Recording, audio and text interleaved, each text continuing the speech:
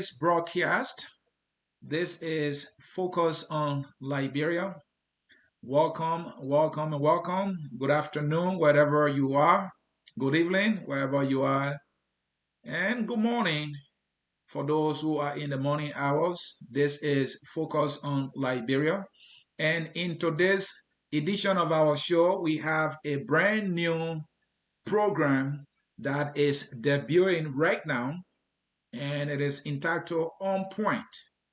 On Point with Edward Doe and Jerome. So again, the name of the program that is starting today, a brand new program here at Focus on Liberia, is On Point, also referred to as On Point with Edward and Jerome. My name is Anthony Sie, and it is my honor to be presenting to you our host for this edition of this program, On Point, Mr. Edward Doe and Jerome. Folks, do us that usual favor by hitting the share button to share the show with your contact and friends. The topic for discussion today is national healing and reconciliation.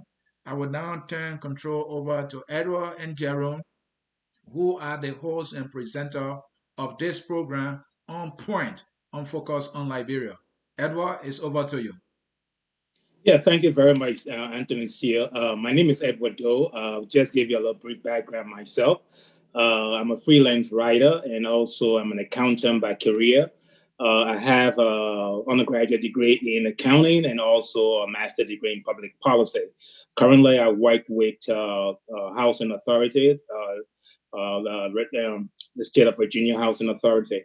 My interest is in politics is more geared towards the rebuilding and reconstruction of Liberia. So most of my writings is geared towards that. Now I'm going to pass it on to Mr. Jerome Gamer to start with a program.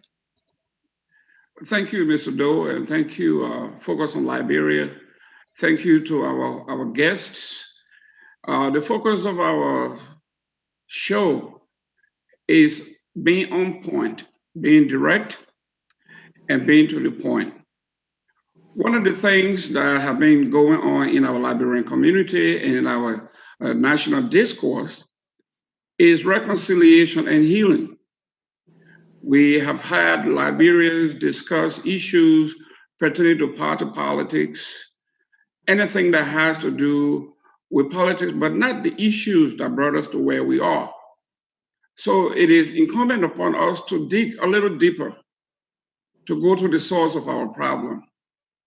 I, from the school of thought that we cannot reconcile without healing ourselves. It is upon this that we have brought together some of the best in the minds of healing, from the family standpoint, from academia. And as we move on, we are also going to deal with other issues in politics, in religion, in our families, and so forth. In all of this, we have one thing in common. Everything that we are doing derives from somewhere. How do we get here? How do we get so polarized? How do we hit ourselves? How do we come to fighting or civil war? We cannot address this by throwing money at it. We cannot do it by castigating. We cannot do it by revenge. We cannot do it by sectionalism, tribalism. So all of these things have to be discussed in detail. How do we do that? I think before we reconcile, we have to deal with our own issues. We have to dig deeper down. We have to go down to our families, discuss what is it that is affecting us. We have all had our own Liberian experiences, and those experiences are brought to national policy, brought into religion, brought into politics. So we are beginning a new topic where we are going to discuss issues. It may not be very comfortable because we are dealing with issues that are deeper than you can see. So what we want to do here is bring along folks who are very knowledgeable in the areas of healing, in the areas of counseling, from all areas. We know this is not the typical talk where you can talk from the top of your head. We have professional folks here who have academia, who have intellectual property to protect. So whatever information they provide, they are solely responsible for the content. Focus on Liberia is not responsible for anything said here, any paper or any quotation by our presenter. They are the sole responsibilities of our presenters. So without further ado, I think you heard the music. The music says, wherever you go, remember the road that leads you home. If you don't have a path to where you came from, most likely you will be lost. So we are actually trying to clear that path where we will have a smooth way home. So without further ado, I would like to introduce my first guest, who is Mr. Anthony Jones. Anthony Jones comes to us with a lot of experience in family counseling. And some may want to wonder or ask, how could you bring a gentleman who is into family counseling to deal with Liberian national issues? But again, we are saying the same thing. For us to reconcile ourselves, we have to begin with the family. So Mr. Jones is not going to go into Liberian politics per se, but he is going to go into similarities and how we can heal from the family standpoint. And then our sister, Nancy, my ambassador sister, and professor is going to bring it all home. And then we will open the line up for discussion. If you don't want to call, but you want to make a comment, you can actually put it in the comment column and we will address them. My partner, Mr. Doe, I want to thank you. This is your baby and your brainchild, and I just came along. I'm also grateful to everybody that has been calling. I can tell you that on our next edition, we are going to have Honorable Besogah Finley. He just confirmed he wants to come in here and also talk about reconciliation. And he wants to open himself up for us to ask those questions so we can begin to deal with these actual issues. So Besogah Finley will be our next guest. And we are hoping that you will have your questions, your desires, and he will be willing and ready to answer those questions. So without further ado, Mr. Jones, could you go introduce yourself? What is it you do, how you do, and how can you help us in Liberia heal? Okay, hi. Thank you so much for having me, Focus on Liberia. Thank you for having me, Mr. Jerome and Mr. Edward Doe. Thank you guys so much. It's my greatest appreciation to be here. I have a undergraduate degree, like Mr. Gaiman said, in human services with a focus on youth and family counseling. And I have a graduate degree in mental health counseling.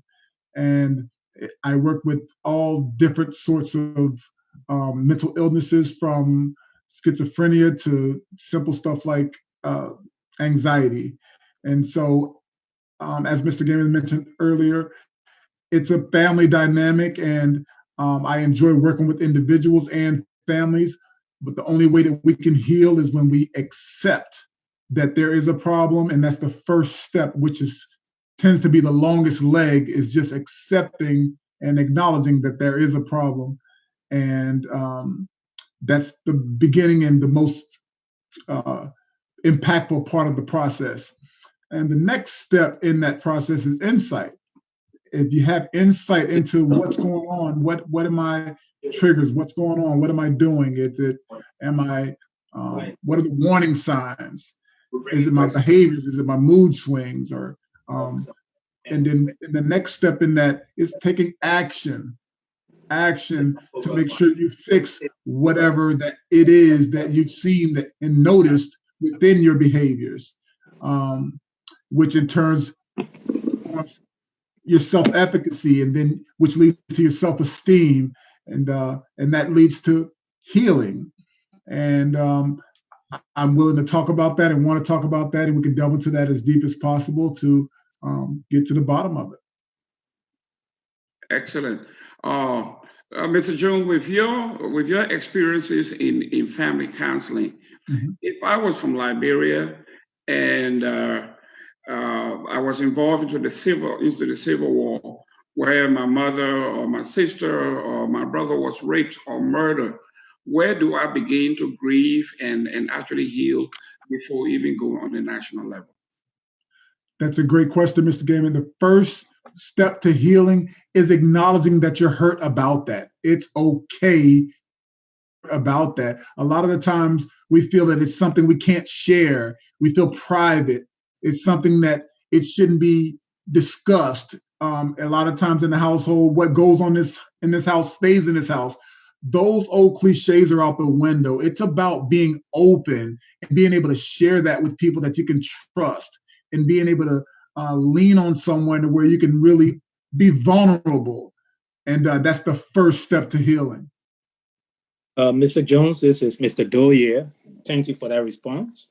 My question here is that, the African society, we're not an open society like the Western society. So just to follow up on Mr. Gaiman's question, in the case of Liberia, whereby we don't have an open society, where do we go for this kind of help that you're asking for? We don't have the expertise, the practitioners, and things of that nature.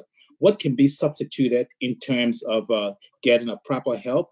Do we go to our elders? Do we go to the government? What do you think we should do? The individual should do in that standpoint.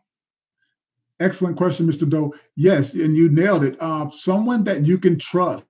It's got to be that trust first and foremost, because no one's gonna open up to someone that they can't trust. And so it could be your elders, it could be your church, it could be to your doctor, for that matter. You want to just get it off of your chest to where you can start to express yourself to someone that's going to give you genuine feedback to go ahead and start that healing process. Because a lot of the times, believe it or not, just by holding it in, it just becomes cancerous and there's no outlet. And when you don't have an outlet, it's going to lead to disease, which is just what it says, dis-ease within the body, and can lead to mortal issues.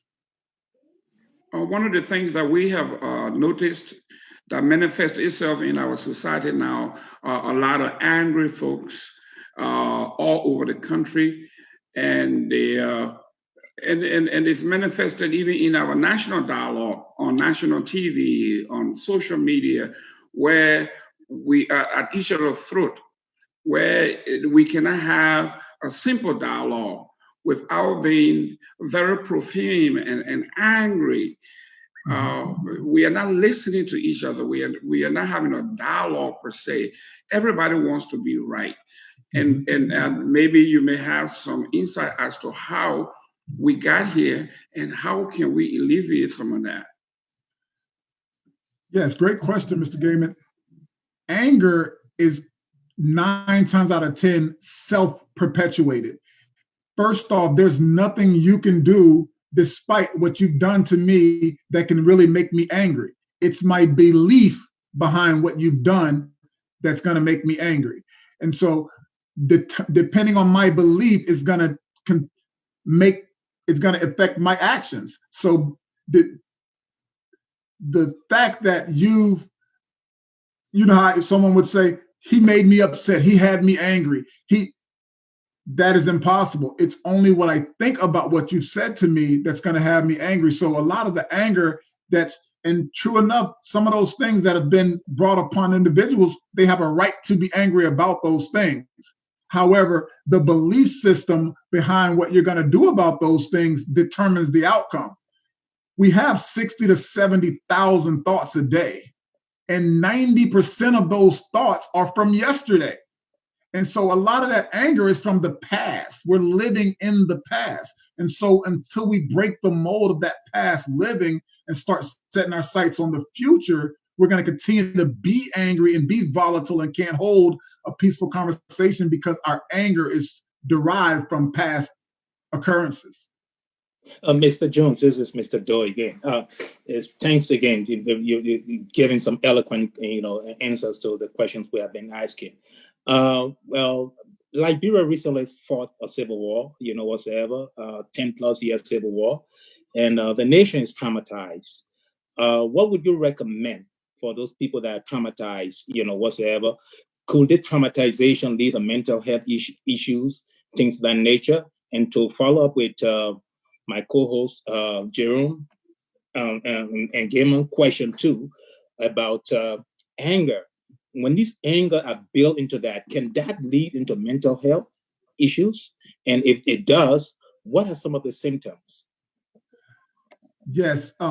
So the first part of that question, if yes, you're gonna get into, first, there's a two-part way that I want to answer that.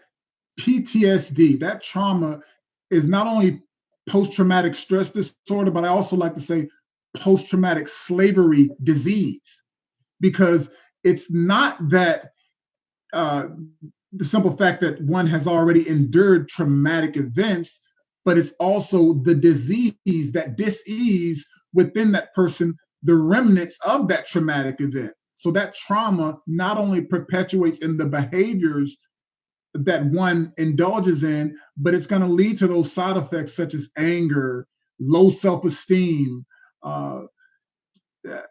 mental illnesses such as anxiety and depression. All of those things come from traumatic events naturally, because our sympathetic nervous system's hijacked for such a long period of time is that we're dysregulated and we're unable to regulate our emotions properly. And so once we notice, that's why I said acceptance is the first step to any sort of healing, just understanding that it's an issue, it's a problem. And once we take that first step, then we can get past that anger and being okay with it. It's just, that's what it is. There's nothing wrong with that. A lot of people place these labels on their conditions. I shouldn't be depressed. I have depression. I shouldn't be angry. Why am I so angry? Well, you have a valid reason for being angry. And so that's what makes that first step so important, just to accept these things happen to me. A lot of the things that you had no control over that happened to you, you're not, most of the time, we're not even responsible for those things that were brought upon us. And so that's the leverage for saying, you know what, I can accept this. We're self-convicted a lot of the times, thinking that we're the blame. People are going to look down us a certain type of way if we express ourselves. No, half those things that happened without your control. A lot of things that were downloaded into our computers from youth, from infantile on up to our adult age, we had no control over those things that were deposited. And so as we accept that first step, that's why I said it's the hardest and sometimes the longest leg, is acceptance. And therefore, then we can go ahead and start to grieve or get over that trauma, or get help with that mental illness or condition or whatever we're noticing. And the second part to that question, you were asking about the side effects. There's gonna be side effects anytime there's trauma. So if the side effects, as we mentioned before, anger or any sort of volatility, depression or mood swings, low self-esteem, all of those are warning signs that there is a problem, in case one does not want to admit that. When you have those things, it's okay to admit, I have a problem. And that's the first step to getting it done. Thank you very much, Mr. Jones. Obviously, we want you to hang around and see. You can come in later on. Let me bring forth our sister, who is an expert in these kinds of therapeutic matters. Not only that, but that she serves a very special purpose. Nancy is from Liberia. Nancy, I believe her parents were also well-to-do. They came out of the system, did very well. She's a woman, she understands the gender imbalance based on our cultural upbringing, our societal upbringing, our religious upbringing, to have women being the head of the household or being the head of an organization is almost impossible for her during our time, and I'm much older than you are. So these are all things that are brought into our conversation. So she will introduce herself. And the two issues that are germane to our Liberian discourse is the settlers that came to Liberia and the natives that were there. The conflict that brought us to where we are has to be discussed. That conflict, for some reason, we have failed ourselves to discuss them, and it manifests itself in different forms that led to the coup, that led to the civil war, that is now leading to what we are going through. So Nancy being on both sides of our Liberian discourse, I thought about her because she would be a complete mediator, somebody who has felt it from the gender side, someone as a lady, as a woman, and an educated woman who actually put her in a different place because most men are afraid or very, very non-receptive of highly educated, strong women. So she's like a triple minority here. So we're relying on her to actually dig a little deeper, tell us how we can heal from here so we can get onto the business of reconciliation. So Nancy, it's all yours. Introduce yourself, what is it you do, what you bring to the table, and how do we go forward from here? Thank you so much, Jerome. Thank you also, Mr. Doe, for having me on this platform. I am Nancy Reese, as you heard. I'm typical Liberian. Both parents were Liberian. They passed away now. But yeah, I've been in Canada for the last 20 years. I came through the World University Services of Canada, WOOCS, that the Canadian government is a program they have where they bring in refugees during the Liberian Civil War and all over the world. So I, by the grace of God, came on that program. I am a Christian. I have no problem admitting to that. But yes, so I attended the University of Manitoba where I did my bachelor and master's degree. And I've moved over to Ontario. Been teaching for the last 14 years in the college system as social work. I am presently completing my PhD in social work with focus on trauma. And lo and behold, is the trauma of the Liberian Civil War, actually. But I try to extend it in a global way because trauma is all over the world now. And I am a clinician in Ontario, registered with the Ontario College of Social Work. But I'm also a CEO of my own business, which is a counseling program that I provide services to individuals, families, children, and so forth from all walks of life. And I enjoy doing it. I'm a parent. I have one son and two grandchildren, and I love life. Okay. Your Liberian roots. Where were you born in Liberia, and what did your parents do for a living? Oh, that's beautiful. I was born in Monrovia, but I consider myself, I don't take one tribe actually. I say I'm Bassa Pele Vai. So my mother was originally from Kipmouth area. She's a Vai. And my dad from Grand Bassa and partly Bon. So I pick up on all of that. My mother, I'm always proud to say, was never educated, but she was a very decent woman, very beautiful, decent woman, knew how to associate with people. My dad was highly educated. So I come from both ends, and that's why I'm happy for that I can associate with people of both ends, whether someone is educated or not.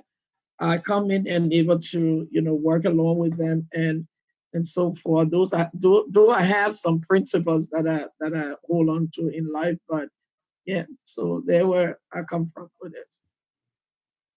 Okay, Edward? Yes, thank you so much, Ms. Reeves, Yep. For that eloquent introduction, and understand very well. I think you mentioned that you come from 3 different tribal groups of some of that nature. So what was the experience in terms of the settler and the natives dichotomy in Liberia? What was the experience? Can you tell us about that? Did you benefit from the hash money that the settlers had, or were you a victim of that? Well, personally, I was not a victim, but my dad was, right? And if we go back to the whole issue with Congo, and if we put it in that context, Congo and native Liberians, I always say that, and you all just said it, it's some of the root causes of the problems we have in Liberia. And I like your program that you say on point, because I'm a person who is very much on point with these things. Some people feel bad about it, but as the other guest has said, if we don't acknowledge that we have a problem, we cannot resolve it, even individually, much more as a society. Liberia has a problem, and that problem dates back to the transatlantic slave trade. After the slave trade, when slaves were brought back to Liberia, the behavior of American Liberians towards indigenous Liberians is what we're still experiencing. And as part of my PhD studies, that's a whole chapter I have there with respect to colonialism and post-colonialism. We now live in a post-colonial era that we think it's all okay. No, but it was just a transformation of the colonial oppressive era that we are seeing. Liberia is 173 years old, and we've only had 2 indigenous presidents. And we have so many Liberian presidents, right? So sometimes people think, oh, well, get up and get things going. It is not easy when people have been oppressed for over 100 years. You know, I always remember the story where, as I read through these journals and things, where one Liberian politician Baflin Davids wanted to become a member of the House of Representatives during Tubman's time. And you know what he was told? How dare he even try to be that when the American Liberians came to civilize the indigenous Liberian? How dare you even want to be that? You were Haitians when we came. And that went on into our generations where American Liberians or Congo took native Liberians and they lived with them and they were treated as slaves towards them. So talked about in social work, we talk about when the oppressed becomes the oppressors. And that we as Liberians have to realize that something wrong was done and how we can make it right. Now, do we have to approach making it right in a very aggressive way? It will not help. So, and that's part of your topic here today. How do we heal ourselves as we realize that something was done wrong and sit at that table of reconciliation and make things better?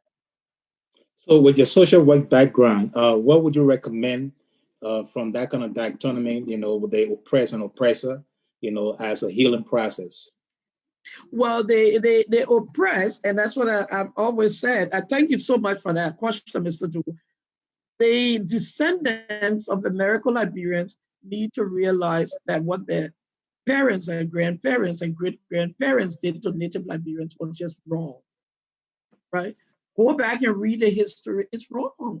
You cannot try to continue to live in the wrong and expect people to accept it. Then this is where we have what you call resilience. This is where resilience comes in. And that's what we even see in the United States of America with slavery and slavery and Black Americans and other immigrants. So the fact that, and as I read through this literature, it tells me Charles Taylor coming back to take over Liberia, where he brought his rebel insurgency, was the way of bringing American Liberians back. And I said to myself, give a break here. Why do you still want to come back and rule instead of saying our forefathers did something wrong? Let's sit together and make it right. You've had 14 years of civil war. Over 250,000 people were killed. Almost 1 million or more were displaced.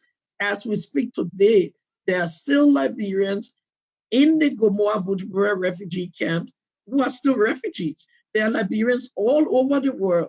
We are here, Mr. Gamer, Mr. Joe, we are here. You think we'll sleep and feel so happy? I don't know how you feel, but I love to be home. We've all been a professor and bring this and that. I love being home. I wish the war had never happened. But where do we go back and say something was done that was not right? How can we make it better? Instead of always wanting to take over and think we can make things better by succeeding our descendants or whatnot. Yeah. So people need to realize that something was done wrong, and we are the generation to realize that. Do you think the settlers the descendants of the settlers and their ancestors, whatsoever, they should honor this oppressive, they should own this oppressive behavior or trauma they have caused in Liberia over 100 plus years before we can move forward with reconciliation, or should they deny it? Because the way I see it, they haven't come to that point of ownership yet. So what do you think in your field of expertise, whether they should own it before true reconciliation can start, or true healing can start? Well, as we heard from the other panelists, we need to acknowledge this. How can we reconcile if we do not acknowledge that something was done wrong, especially when you're seeing how it was done, right? The literacy rate in Liberia is pretty low, right? Of course, it's the impact of slavery, it's the impact of the returning of the American Liberians, the way indigenous Liberians were treated, right? So with the American Liberians or Congos need to realize that. And if you love Liberia, the center focus, you will realize that and say, in order to move on and build this country, we need to realize our forefathers did something wrong. Now, indigenous Liberians like myself, you, Jerome, and all of us need to also say, if we want to rebuild Liberia and make it a better country, then we also need to get away, as the panelists have said, the anger, the frustration, the perception of retaliation. We need to put those aside and meet up at one table and say, let's work on how we can rebuild Liberia. Because I'll tell you this, running off to the developed world would not solve the problem. So we all have a part to play in this. That's what I'm trying to say. We all have a part to play in it. Excellent. I think our conversation is getting to a very mature standpoint, because there's a good number of the settlers' children who sees it the way you see it, and they are willing, they know that we belong here. Like the Bassa man said, we are like porcupines. We all have spine, but we have to gingerly live together so we don't freeze to death. And then there's a small segment of the settlers' children who believe that they are entitled, that if they are not in the lead, nobody else should. This is where we're having problem. And I'll give you an example. In 2003, I was a guest of Jack Klein in Monrovia, and I got there. And while I was in a meeting with him, I got a call from one of my former principals, Dr. G. Franklin Holt, Sr. He said, I need to see you at Monrovia College. So I went to see him. He said, Bronskin is coming over. I want you guys to sit and talk. He's interested in running for the presidency, and we need your support. We need to do it as a group. So I met with him, and we had a decent conversation. And at the end of the conversation, I asked him, I said, what happens if you are not number one? Are you willing to work with other folks so we can move the thing? Then he said, absolutely not. He says, I cannot be number two to anybody. So Mr. Holt looked at me, and I looked at him, and I said, Mr. Holt, this is the end for me. Okay, my brother Brunsky Charles is telling me that he cannot be number two to anybody. So it tells me that there are a small segment, not a lot of them, but there's a small group that absolutely says, I cannot be second to anybody. I cannot be second to an indigenous person. I cannot be second to a woman. It has to be me or nothing else. The conversation is still coming out today. There is another standard bearer of another party that I spoke with that said it last 2 months ago. They were asked, will you mind taking a seat in the Senate to help build what you're trying to do? He said, no, the Senate is useless for me. I can only bring change to the country through the presidency or nothing else. So we have that small group of folks that are powerful. They have resources, and they're using that to that effect. Even if it meant that they would use the resources to put you against me, and we are fighting it out. It's like a jealous husband who says, if I don't have you, nobody else is going to have you. They would rather kill the woman. That's exactly where we are. So I'm actually encouraged that someone like you with your expertise and your know-how is willing to join us so we can take this thing. It is not an event, it's a process. Mm-hmm. This is why we say on point, we require that we sit around the table, discuss the issues, so it does not manifest itself. And as we go on, we are going to talk about rape.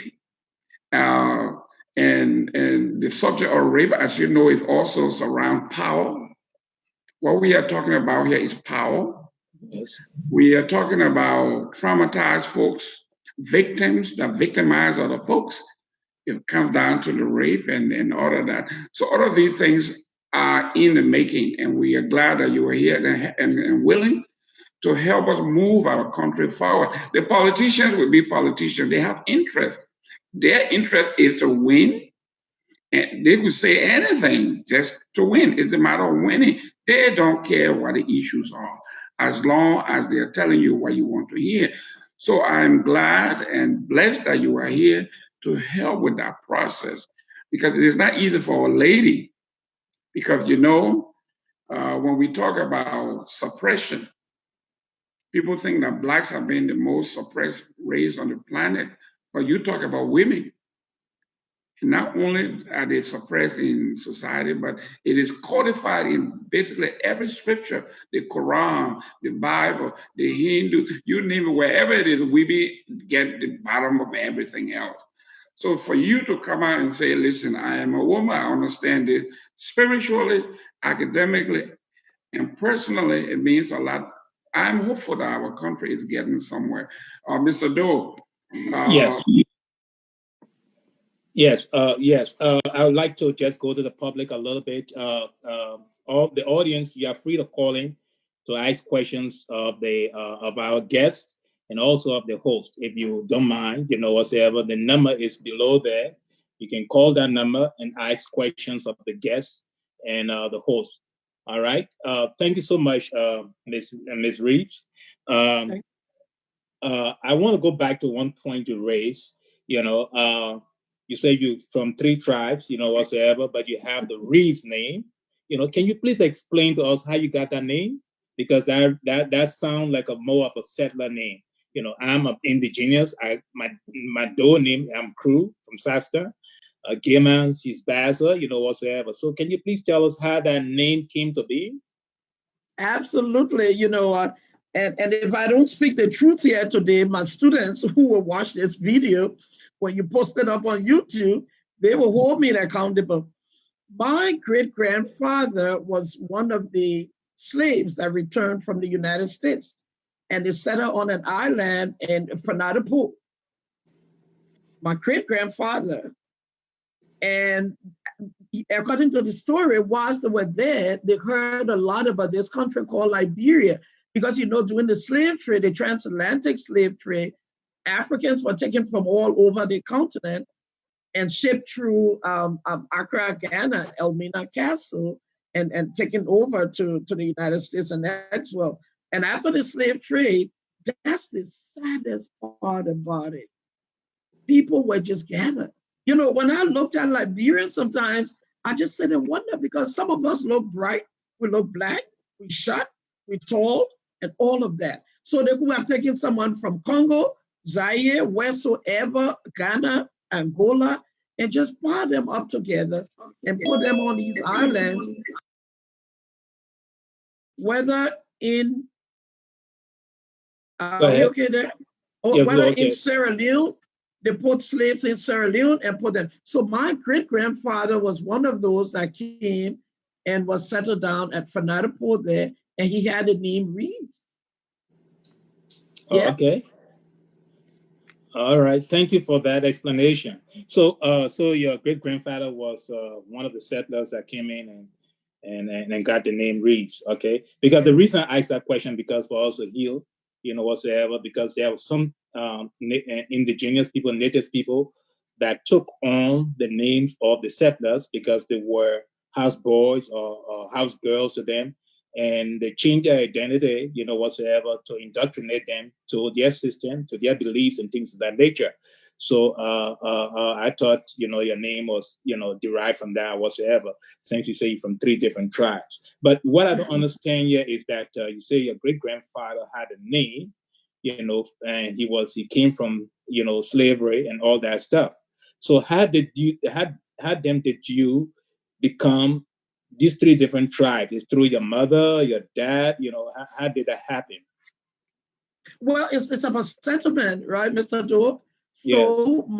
My grandmother, I got a very interesting family. My grandmother on my father's side was in Bon County. Now the reasoning, we are more patriarchal in Liberia, right? So we take on the father's side.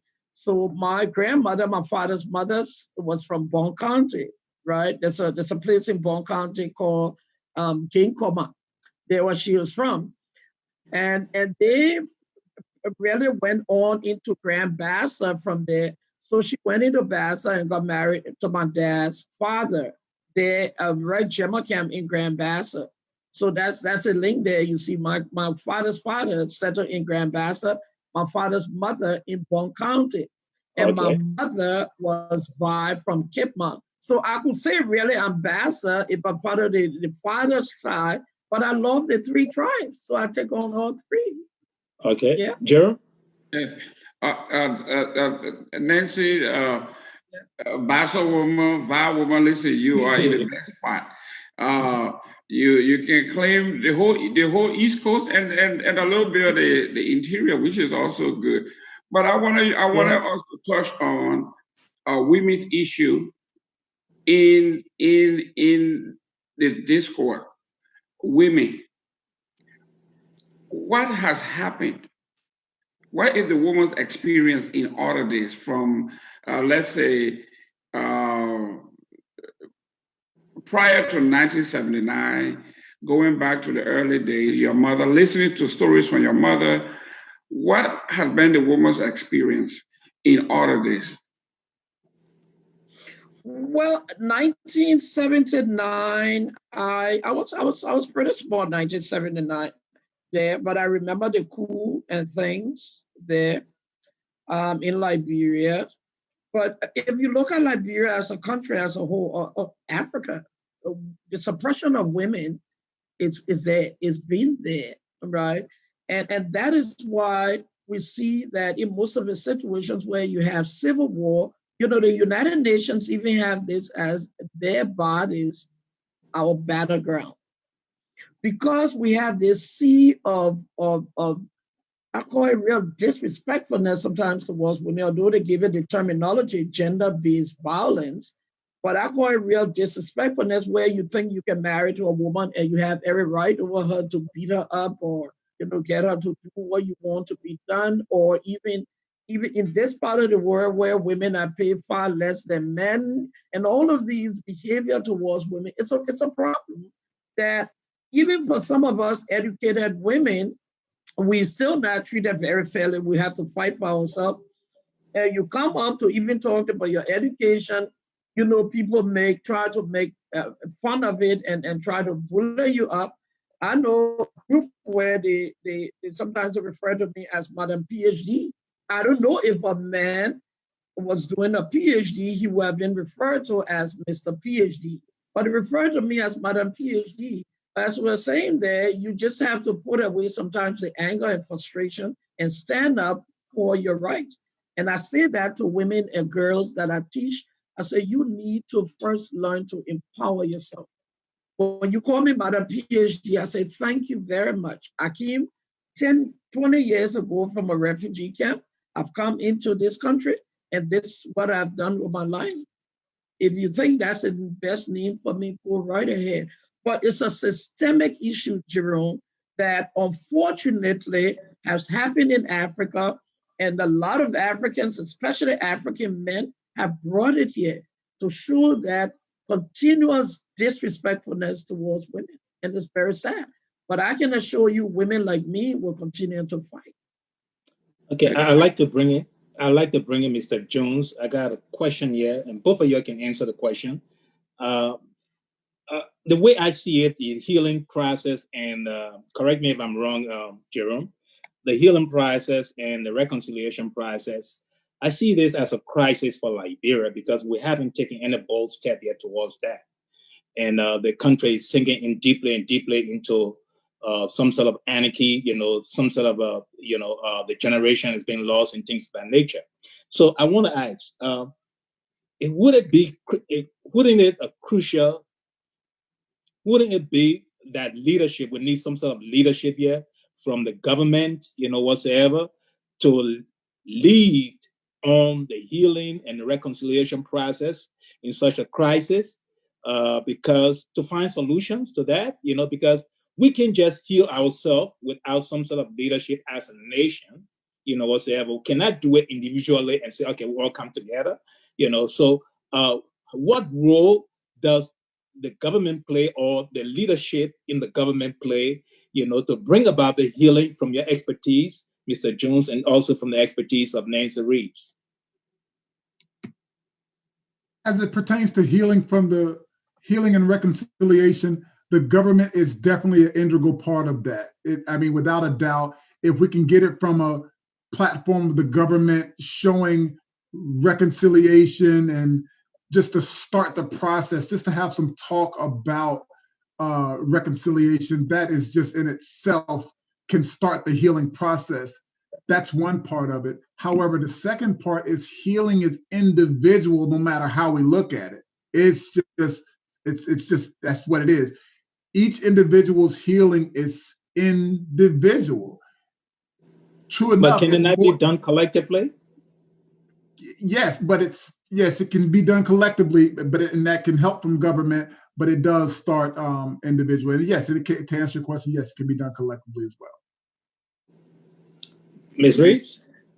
Well, I can disagree with what Mr. Jones just said, but Mr. Jones, sometimes we have to take some responsibility, right? And rise to that level of maturity. When I said maturity, we have the age and everything, but as I said, if the goal is to make Liberia a better place that we can call home, as Mr. Jones said, individually, we need to start sitting and start thinking. Now, the problem is when people are so poor, can't even have food to eat, and thinking about that, it brings a lot of anger in them, right? But in the long run, of course, the government has a role to play in this.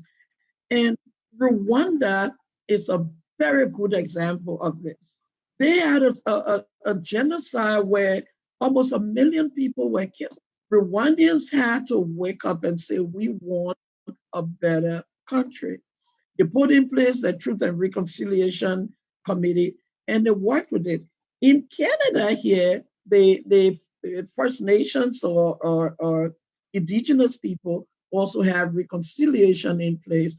Though the Prime Minister, Stephen Harper, went right into the House of Parliament and he said, we as Canadians, our descendants treated the Indigenous people wrongfully. So we need to make some amendments. So it's the both.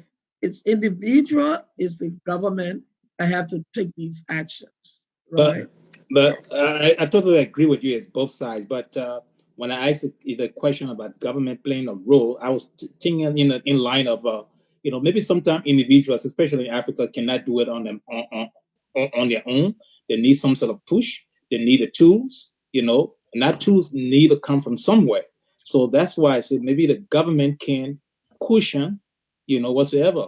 Like for example, we have this Truth and Reconciliation, document in Liberia, and the government has not Ellen government, not the We Are government, have brought that document to fruition so that people can start the process of healing and reconciliation. That's a tool there. So that's why I was asking, whatsoever. So how do you, Mr. Jones, I don't know whether you know about that document, but Ms. Reeves, I'm sure you know about the Truth and Reconciliation document. How can the government bring that document forth to help collectively through the healing process and the reconciliation process? Mr. Doe? Yes. All this is from control room. Yes. We don't have a caller here, but we have some very important comments here that I will read if you don't mind, so that your guests may respond to them. Oh, sure, definitely. That would be great. All right, this one is from Deborah Anning Kroman. She said, exactly, that's my message. Always oppressive becoming oppressors. And and then she continues in this other comment. She writes, I believe it's both ways now. All Liberians need right now is independent mind change. Both Congo and indigenous citizens need to have a mind change, as their oppressors are now oppressees. That's what she wrote. And then this one is from Jackie's sire. She said, that is the problem. We are caught up in names and who are you and where are you from? Focus on reconciliation and not on asking questions about origin. And then she came back with another one from Jackie again. So hang up as to how she became what she is. Are you asking the men as well? And then this one is for Aminata Jaliba. I believe we should go back to our roots. And Aminata, again, in another comment, she writes, the incorporate is in our school. I don't know what she means by incorporate is in our school system.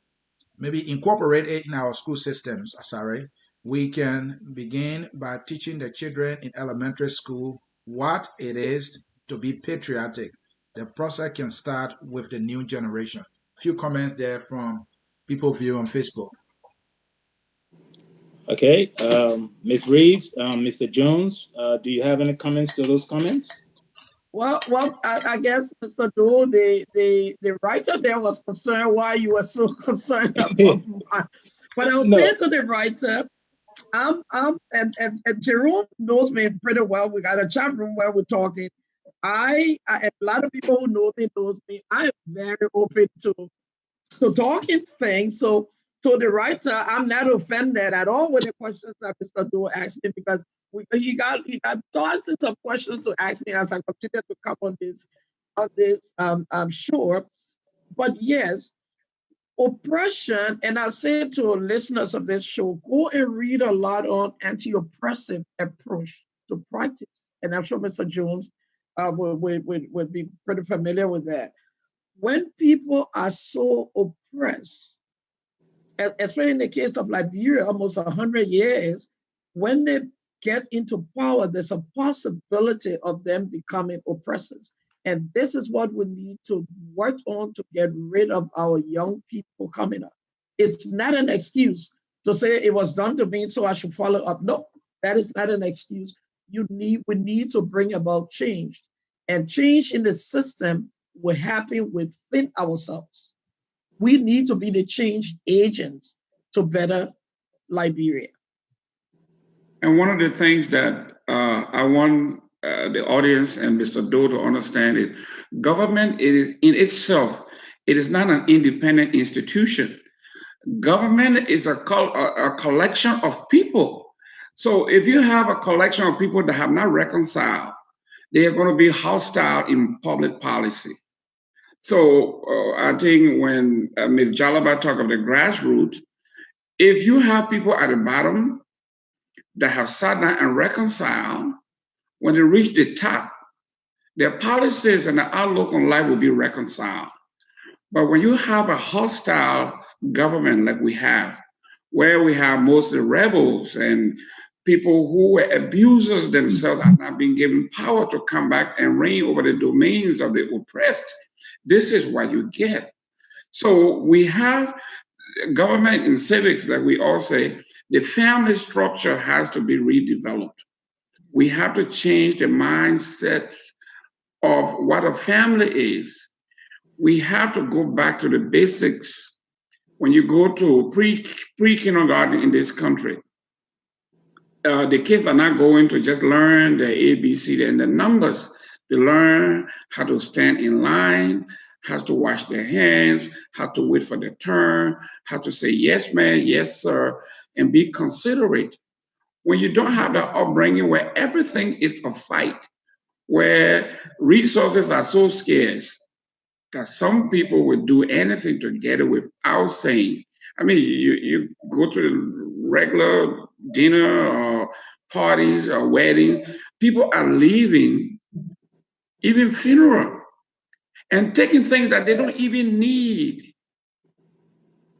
That is a sign of people who are not reconciled. Why take 3, 4 bottles of water when there's one for everybody? You're taking 4. So you are denying 3 other folks the water. Why?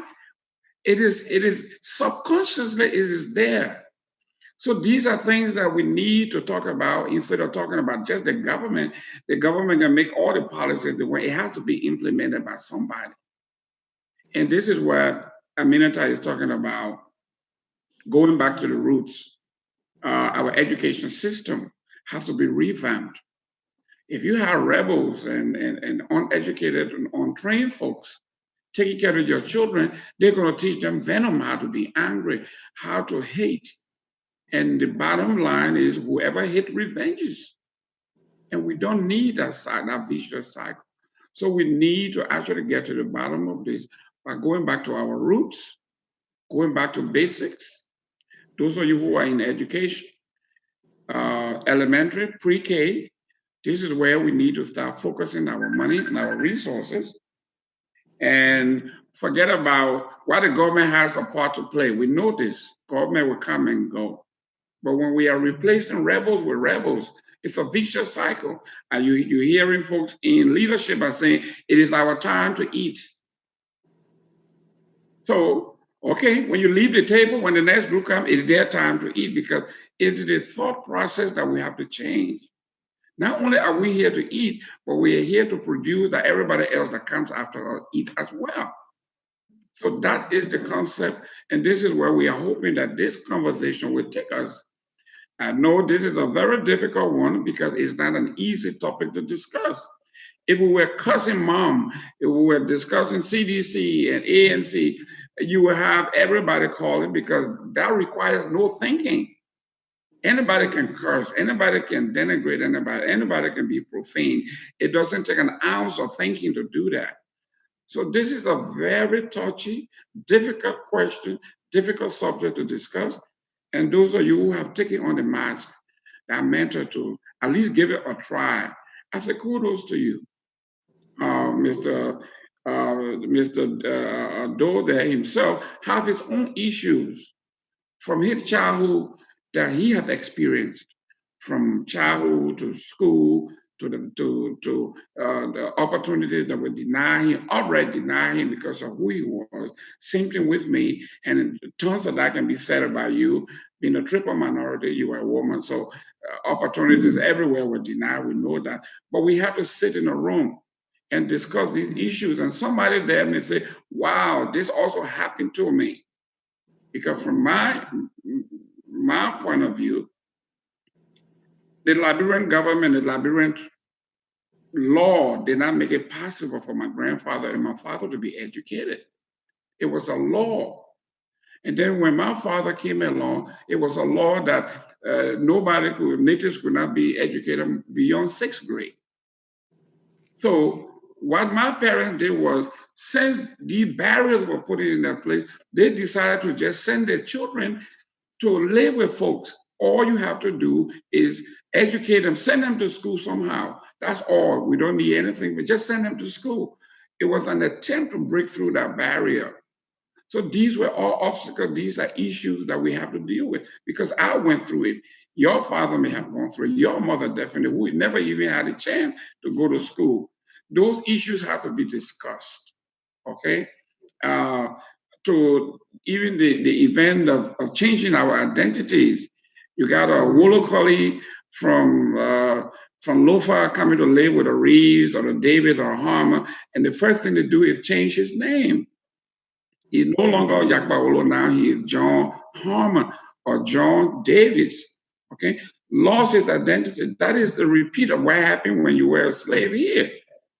When we were slave here, they changed our name, they changed our identity. So when we got to Africa, we did the same thing because that's what we knew. So how do we break that cycle? It's by discussing it and not saying, listen, that was a long time ago. Let bygone be bygone, or let's just pray over it and it's going to go. It's not going to happen. So, Mr. Doe, even you yourself may have your own experiences that you may have to deal with internally. Okay, and you have to discuss it with someone like Sister Reeves and other folks.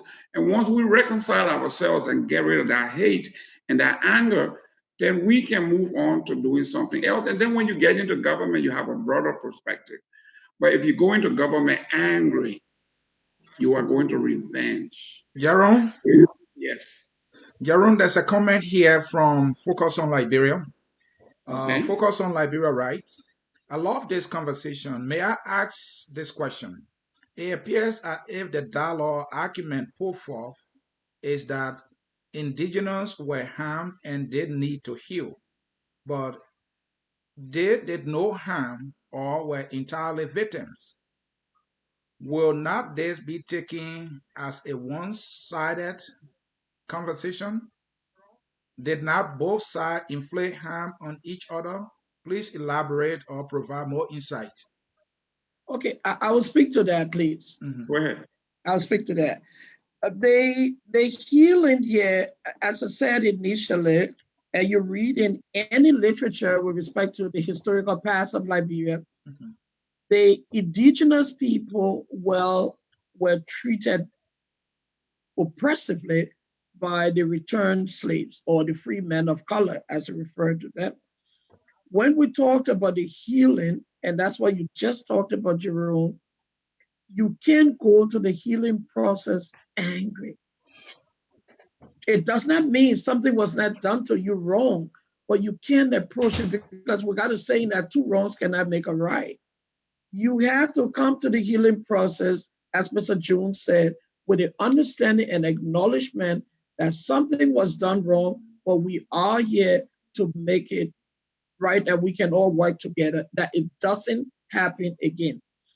And to the caller or the writer, that's a great question. I would say read something on restorative justice, the principles of restorative justice, because this is what the indigenous Canadians are really doing here with the principles of restorative justice. Remember, just how the indigenous Liberians were treated, that's how Europeans that came to North America treated the First Nations people.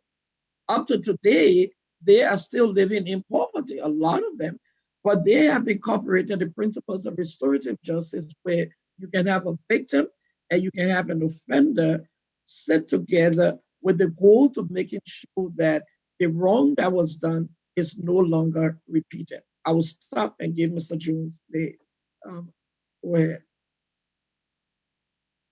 Yes, Mr. Reed, I want to speak to both callers. That first caller that said about the oppression, Pablo Freire writes in Pedagogy of the Oppressed, is that there's a high chance that the person that was oppressed becomes an oppressor. If we don't, the only way to combat that is to look within, to do that introspective work, to understand that that person that oppressed you, it wasn't because of who you are, it was because of who they are. So if you check, the way to change that dynamic is to know that you're bigger than that person before you, or you fall into that same circle of what Pablo referred to as just the oppressed becomes the oppressor, and it just creates a exacerbated cycle. And the second part of that caller that stated the person that wasn't that's a victim of it, that wasn't an oppressor, they can get bitter and become an oppressor themselves. So I can appreciate that question. So the insight on knowing that you were victimized, you weren't a victim in that case, or you weren't trying to oppress, then you can make sure that you're acknowledging that and know that when you have that position or you have that platform, that you're not going to continue to exacerbate that cycle. It's okay for you to let that be known. You know what? I was victimized. I wasn't the ones. True enough, my people did that, but it wasn't me. And so that helps you break that cycle of being another oppressor. And so I can appreciate that question. And let me take a crack at that too. When this is an argument that I hear all the time, that in Liberia, the indigenous also did harm to the settlers. It is impossible to fathom this when there's an imbalance of power. Okay, somebody controls everything that has to do with power. They control the wealth, they control the military, they control everything. So they set the policy. Obviously, history is written by those in power, and history tells the story of those in power, and they're very kindly written for those that are in power. Okay, they have never told this. They have never told the story of the oppressed. They make themselves the heroes and heroines. They name statues and cities and states after themselves. All of these things are privileges and things that it is taken because they have the power. So to say that a woman was raped, okay, and she's trying to fight her way out of that stuff by fighting and scratching, and then you turn around and say, well, she scratched him too. This is where we are at this point when this particular argument is one that is postulated by those that are in power that say, even though we oppressed those that we met there, but they also were at fault for allowing us to oppress them. I mean, it does not jive. It doesn't make sense. There's no literature that supports that. Okay, it's like the African Americans in this country. The power that be tells them, it been 400 years, get over it. And you are lazy. How can the African American be considered lazy when they built an entire nation with their bare hands for 400 years? So it is not so. It is a narrative that is written by those in power. So we have to be clear that for us to settle what is going on in Liberia, those who were responsible. And I said this to Dr. Sawyer when I met him at the Boulevard Hotel last year. I said, Dr. Sawyer, you made an error by saying or pushing the notion that our reconciliation in Liberia should begin at 1979. That was an error by those in power. Our reconciliation and our healing goes all the way back to the first day when the settlers put foot on the country, on the continent. So this is where we are coming from. I'm glad the Focus on Africa were able to bring this up because that is one particular school of thought that has permeated all of our discussion that is pushed by those that are in power, those who have the power, those who have the authority, and those who write. So we have to disabuse ourselves of that the victim is no way capable. Is no way capable of retaliating or victimizing the oppressor. It's impossible. Yes, I'd like to speak to that also too, to focus on Liberia question. That's a great question. And as Jerome said, yes, I hear those arguments as well. You know, the rebut, you know, the indigenous argument about they are the victims and things of that nature. I will speak to that from the standpoint of, you know, my experience, and also from the standpoint of my father's experience, you know, whatsoever. First and foremost, I'm from SASTAN. I'm a crew boy. My father, most of you guys heard about the SASTAN War. My father, I'll be very brief because I know we're going over time. My father was laid in when he was a young boy. They moved his father, which is my grandfather, they moved his family, entire family to Nigeria because of the SASTAN War. Now, how did the SASTAN War come about? The SASTAN War came about because the settlers were taxing the SASTAN people, you know, whatsoever. The SASTAN people, the coastal people, they're going fishing and things of that nature, are paying a lot of tax, but they were not getting the benefits out of the tax they were paying. So the tax and the Sastonians revolted. They said they wanted to secession. They don't want to be part of Liberia and things of that nature. So the war started. Now, the SASTAN, they were using spears and whatsoever. They were gaining grounds, you know, to kind of overthrow the settlers, but they got, you know, help from the U.S. And That's how they conquered the Saxon people. Now, my father went to school in Nigeria, got all his education from Nigeria. When the war ended, before he moved back and met my mom, who was from Sinai, and they had me and my brothers and sisters whatsoever. Now, the thing here is, if to say the Catholic diocese was not in Liberia, most of the indigenous people were not going to be educated. Most of us were not going to be educated. The Catholic diocese is the one that educated most of the indigenous, especially the Kru people. They settled in Saxton, they built schools there. They settled in some parts of the interior, they built schools there. In fact, in Monrovia, they settled there and built schools. I went to Catholic school all my life, okay, from elementary, kindergarten, elementary, up to St. Patrick's High School. Now, if you check out the history, the education system, the way it was built, as Jerome alluded to also, you have CDA, you have BIDARIS, you have Race Institute. All these type schools were filled by the settler children. You barely could find indigenous children going to these schools, all right? So therefore, if the Catholic diocese was not there, to educate people like me, to educate people like Senior Sierra, to educate my brothers and sisters, we're not going to be educated today because that oppression attitude was there. So the fact of the matter here for them to make the argument that we need to pay restitution to them that would cause harm to them, that's a farce. Secondly, I want to say also that the education system has been imbalanced from day one. I have my own experience. In fact, when I went to St. Patrick's, I had settlers and children in the school. And I was cheated out of a scholarship because I was indigenous, whatsoever. To come to MIT here, I was cheated out of a scholarship. I was top in my class, but I was cheated. I'm not going to go into the details of how I was cheated. Them also too, when I wanted to go to Continental University, I sat in the BIDARIS hall. Everett Hoff was to my right. Benedict Knuckles was to my left.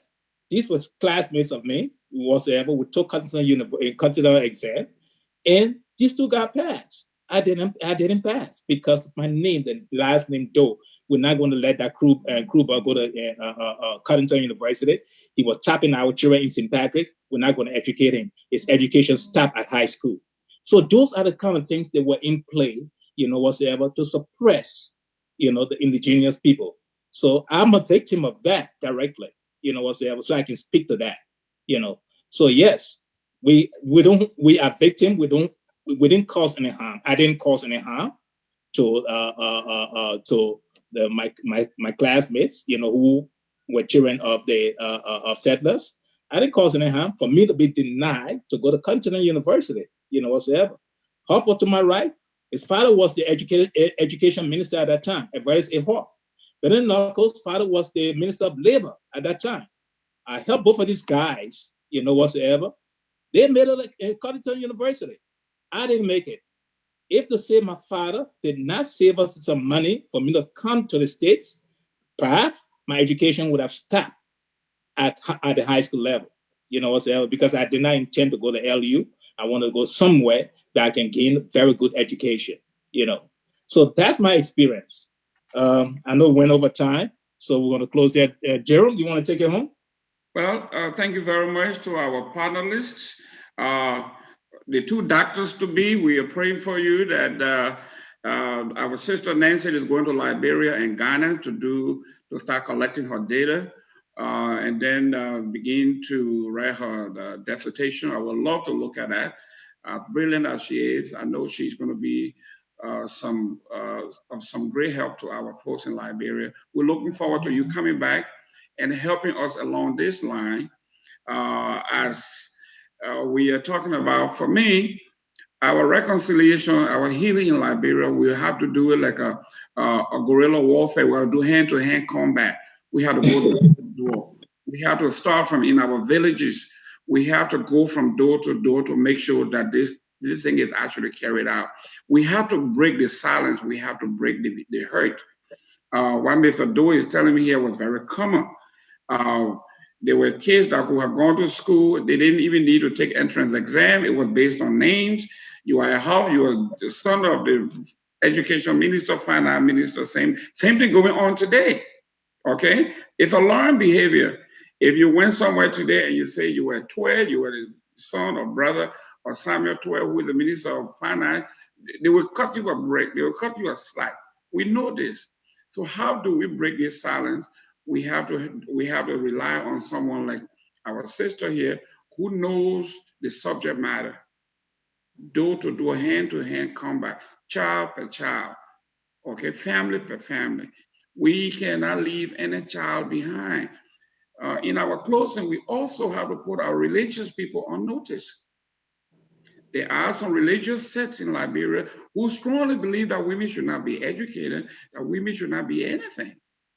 We have to take on, that's a whole different task in itself. But these are things that have contributed to some of the things that we are going through. Women have equal right and are capable as any boy child to be educated and to leadership roles. So I want to thank you, Madam Reeves, for the courage. Please come on back. Mr. Jones, thank you very much for the book you are about to write, and hopefully you will come to Liberia someday and observe and see some of the things that we are going through. And you will see some similarities between your African American and white experience and the settler and the indigenous people's experience. We have to bridge that gap. We have to, those of us now who have made it this far and have done very well, it is incumbent upon us to go now and become liberators of both groups. Okay? Now listen, we can live together, we can make this happen. We are on the same boat. If we like us, we will allow the boat to sink. Okay? We both may get drowned. So it is incumbent upon, it's in our best interest to work this thing out together. There is no reason why this group should be in this group and preaching to the choir, and this group is here and they're preaching to the choir. We need to bridge that gap. So I want to be very thankful to you all, to our audience, those who had the courage to send in comments. I know the topic is very, very touchy. It's very difficult to discuss, but we are just beginning. We are going to discuss politics. We are going to discuss economics. We're going to discuss gender violence. And all of these things all come back to one thing: anger, hurt, deep-seated hurt that have not been reconciled. So once we heal within ourselves, and the Does and the Gaymans and the Joneses of the world are coming together and discussing what we have in common. What we have in common that we can develop to benefit all, I think we are on the right track. I want to be thankful. Let me interject this thought before we go, please. For those listeners, for people that are listening, set your sights higher than you've ever set them before, despite the consequences, despite the situation you're in, because you are the leader of your own life, despite how the country is being led.